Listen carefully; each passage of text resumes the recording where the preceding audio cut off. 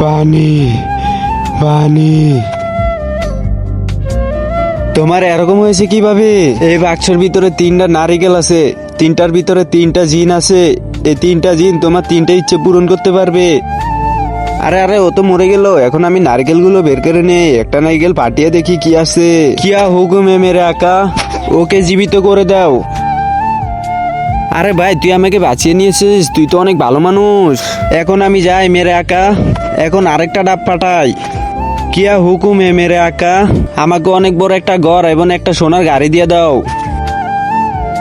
আমি এখন যাই মেরে আকা।